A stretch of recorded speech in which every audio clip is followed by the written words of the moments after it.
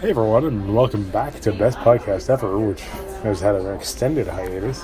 We were just talking about how Brian's not here, so... It's the Mike and Kevin show again, which has pretty much been what it's been on our group text.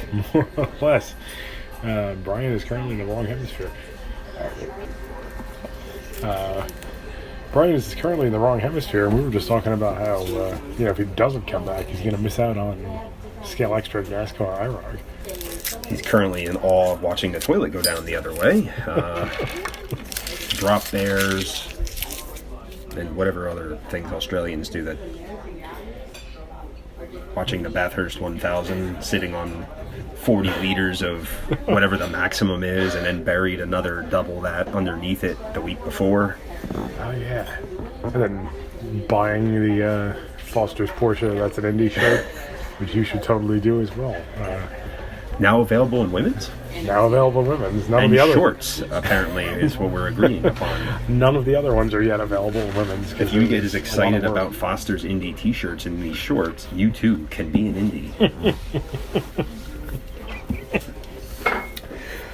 So, back in the... Wow, it's been a long time since we've done this. When was the last one? It's at least like 3 months since we have something come out. I mean 1 week. We just...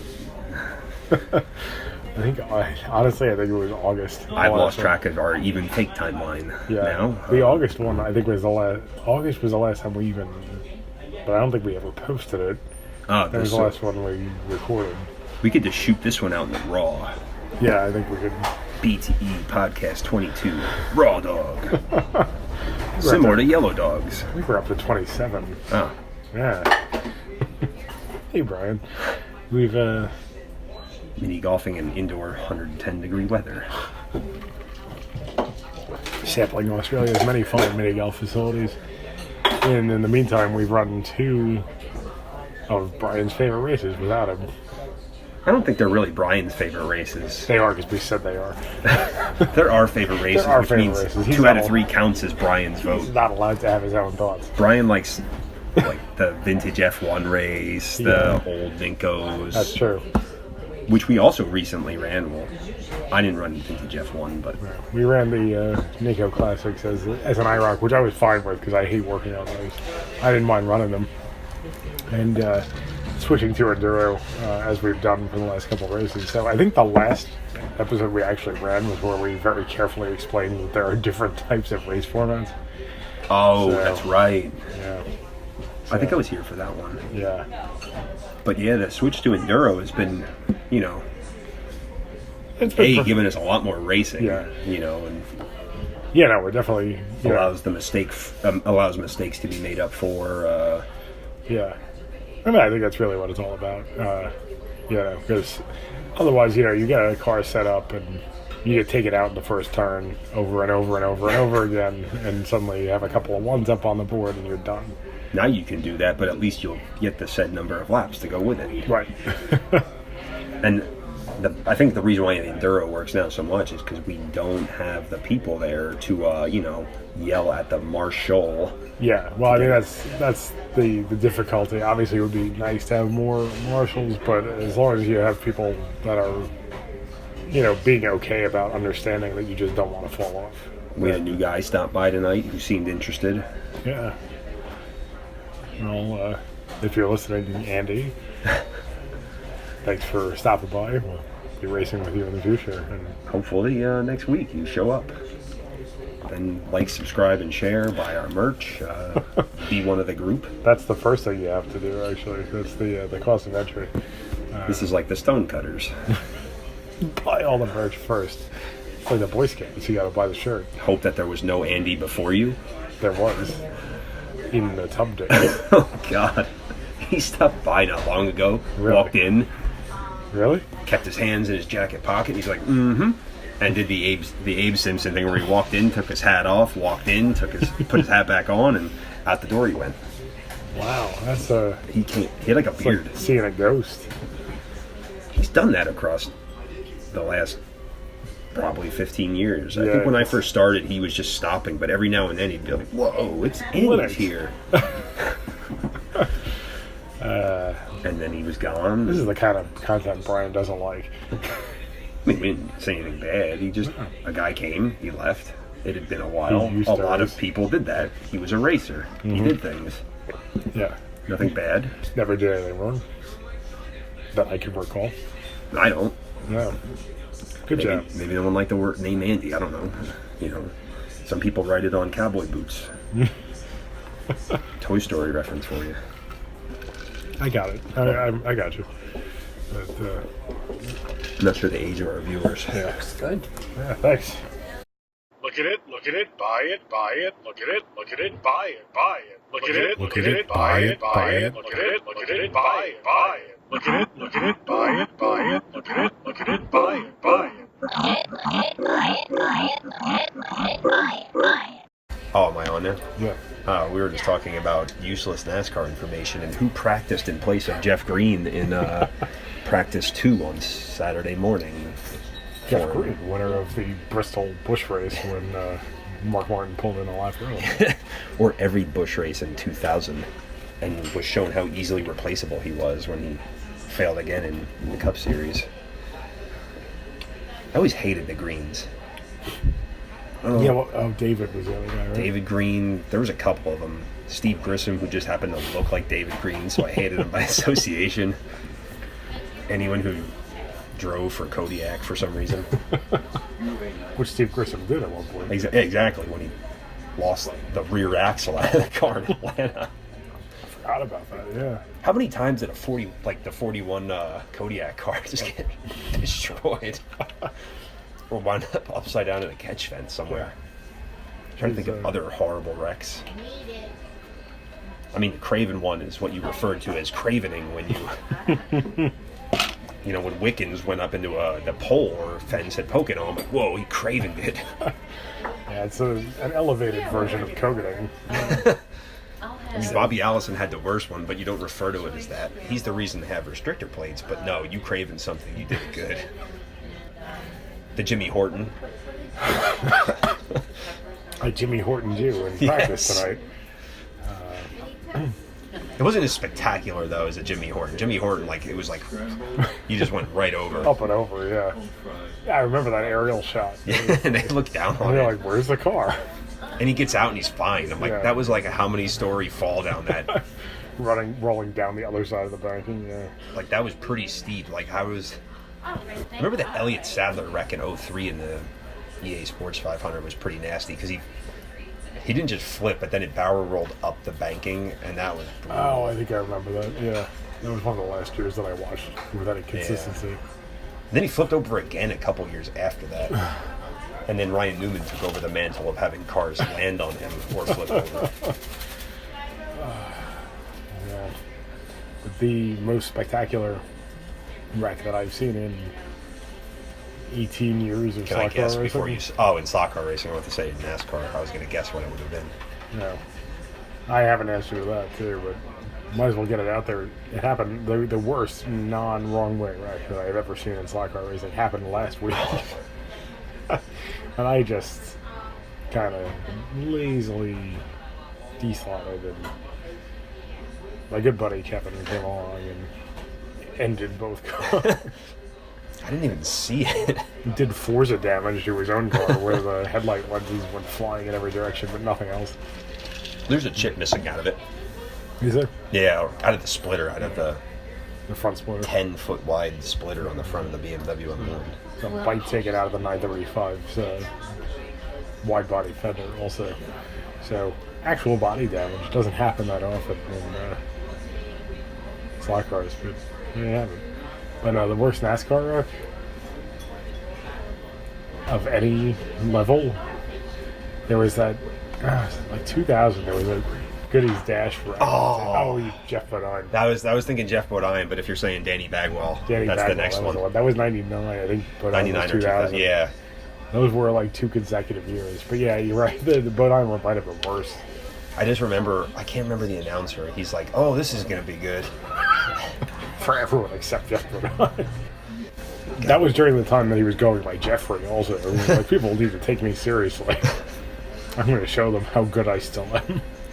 That car went into the fence. It came down. He got hit again. It went up in the air. It came down. Got hit again when it was stopped. That was back when you could still race to the caution, even though That's they right. just crossed the flag. To race a whole lap with a wrecked car on the track. Do you know the reason why they don't race back to the caution was, and when it was, what track it was? Who wrecked? I can't remember. Dale Jarrett at Loudon. It was either 02 or Okay. 03. 02, I think. I think it was around there too, because It was the UPS car. And he was just sitting in the middle of the track, and I just sitting right by the flag. Yeah. It must have been 02, because that was, like I said, I think 03 was the last season that I watched pretty much every race, and I remember there being a whole year of like talking about the lucky dog. So, And that was still single file restarts was till yeah, for a while after that too, which by now is like, oh my god, I can't believe they raced like that. yeah, they did that for a long time. And the lap cars would line up on the cars- inside. Yeah, Like you can tell what drivers were assholes. Like who would, if they were a lap down, who would let them get their lap back? right. Mark Martin. Or who were dicks and like would keep them pinned a lap down. Yeah, I guess it would come down to who the person trying to unlap themselves was too. I guess. Yeah. If they were a threat, then Ernie Irvin would try to wipe you out if you tried to get your lap back. In turn, wrecked himself. he would try to wipe you out anyway. Didn't matter which track he was at. Someone like Michigan turn 4 would come up and get him, even if he was in like Sonoma. Think of me as the Nigel Mansell of NASCAR, because I have the mustache and no other reason. He looked more like a. Oh man, he had like a huge head. He looked like he was squinting too, which was weird. Yeah, that's true. But back to slot car racing. Yeah. So how about the kart Indy split? Because that happened. came up recently, Yeah, and Brian's not here, so we can actually talk about it. that's true. Well, if you picture, I don't know, I'm trying to think of a good analogy for this if you're not familiar with the situation. Imagine you had like a fly in your house, and your solution to killing the fly when everything else was going just fine was to set your house on fire and then get a shotgun and shoot yourself in both feet, and then just watch the fly buzz around some more. That would be about how well this turned out for everyone involved. So, when you think of answers to a question nobody asked, I don't think anybody said, how do we take a racing series that is ascendant and like drawing talent from all over the world, actually got the reigning Formula One champion to give up his ride and come over? How do we get that to be worse? Sponsorship dollars out the ass. Yeah.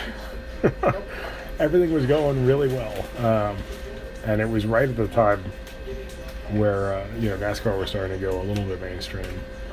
And did you ever hear this version of the story where it was Bill France Jr. like sidled up to Tony George at one point and was like, "Hey, ever think you could run your own series?" I could see that happening. I mean, Yeah.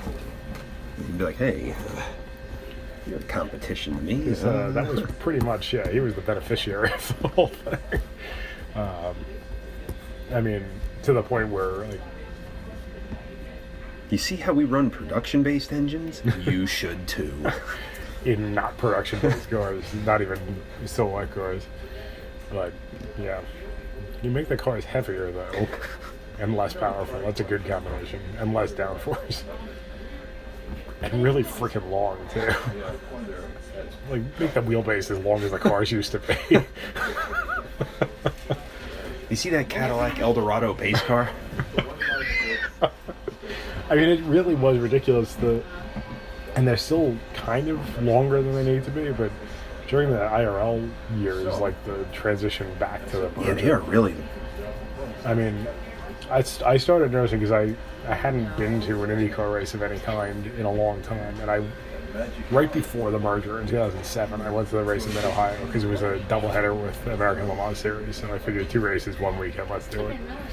And suddenly I found, but the thing that really struck me when we got up close to those IRL era cars was that to move them around the paddock, where they would put like the jack under the gearbox and pivot the car. So I'm now gesturing, but pivoting the car. They actually had to take the nose off the car just to get around the corners in the paddock while they were up on the Oh, to on get the it jack, in. just to like move around. The overhang was so long in the front. Mario Andretti's like Newman Haas car, and I'm like, wow, the size of this fucking thing is ridiculous. Yeah. I mean, they were long anyway. By the end of the kart era, it was in '93. They made the front overhang longer to protect the driver's feet. So the cars did start getting really long, but the wheelbase got to be crazy long in the IRL years, to where they're just like giant, like inflatable blow up of cars. To me, the thing that comes the best of all the split is like, it's like the old wrestling and stuff like that. Like, oh, WWE, they have all the best talent. Yeah. But ECW, we want to make a name for ourselves. Here's this guy. Yeah. He's a dentist. But oh wait, he also races Indy cars. And he's sponsored by Aquafresh. No, Crest. He had been sponsored by Aquafresh in his. All right. So now we can't find good racers or even second-rate racers. Let's find guys with cool names. Enter Slick Racing Gardner. Tice Billy Carlson. Boat. Robbie Buell. That sounded like a motorcycle, so why not get an Indy car? We need 33 spots to be filled. But how many were allowed for kart at the time? What was the first year? Was it like 8? Not There's even? 8 spots for non-full-time, quote, non-full-time teams, which they meant, that if you didn't run the Walt Disney World 200, you were not full-time. Which that was a track that was built out of a parking lot, but as an oval, not a street circuit. And then it was given back to the parking lot, giving it back, like how they gave the rest of the Hockenheim Hills back to the forest. It was gently taken over by dozens and dozens of rent-a-cars full of screaming children going to Disney World. And then so kart seemed to be like the hot ticket.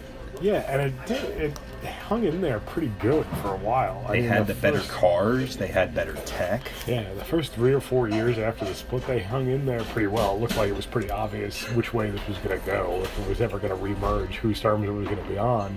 And then one of the things that really turned the tide was was actually some of the tobacco-related lawsuits in the 90s made it so that Marlboro was not allowed to sponsor a car in more than one series.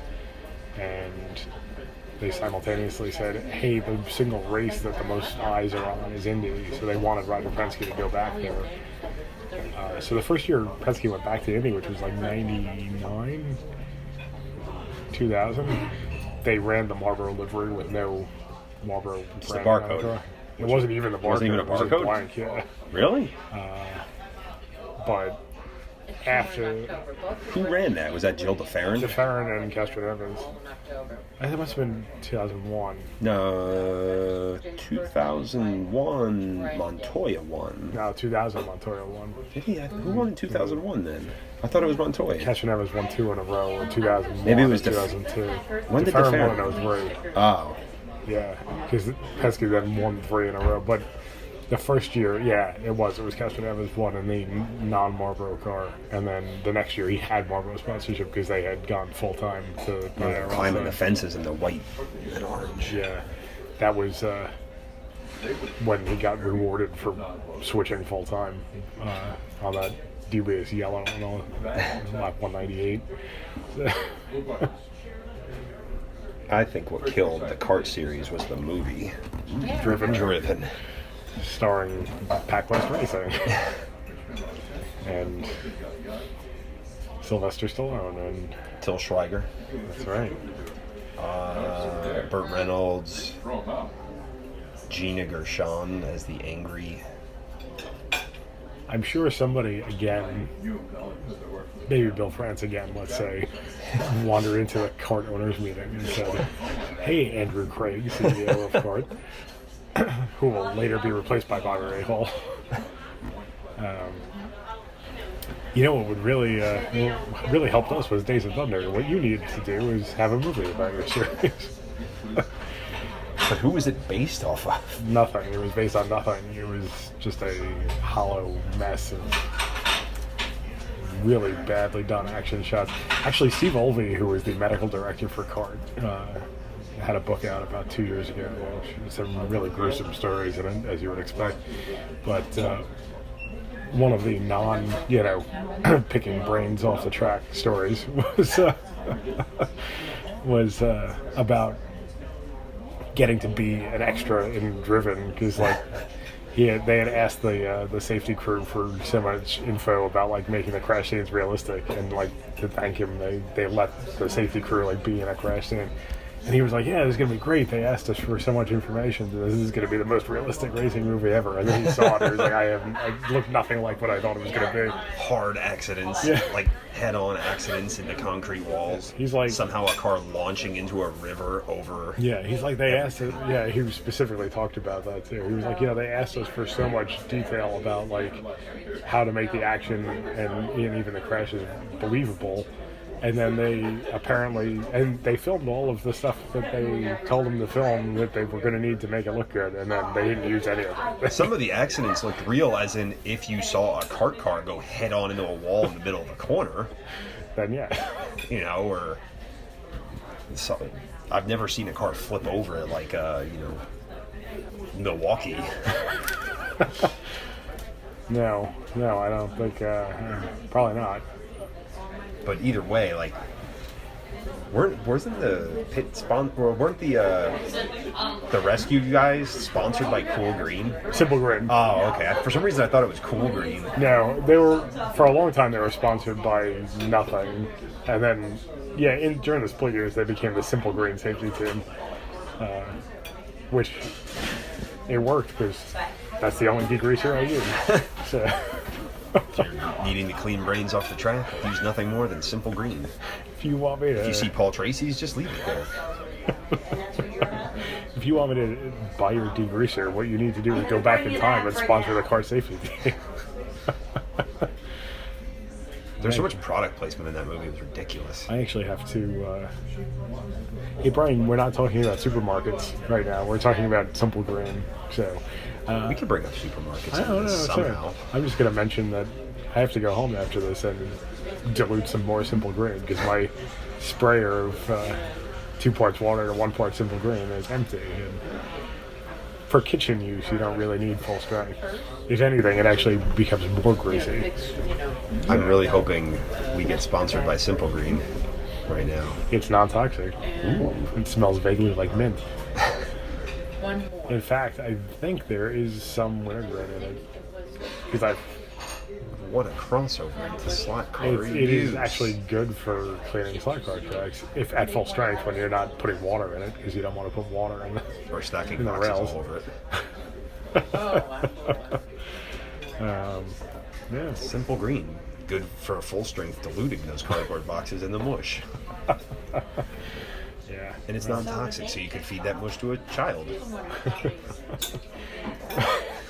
Well, on that note, since only one of us is eating anything, we should probably not hog the table. So we're going to cut this one a little short, but we did get into the magic of the Simple Grain safety team.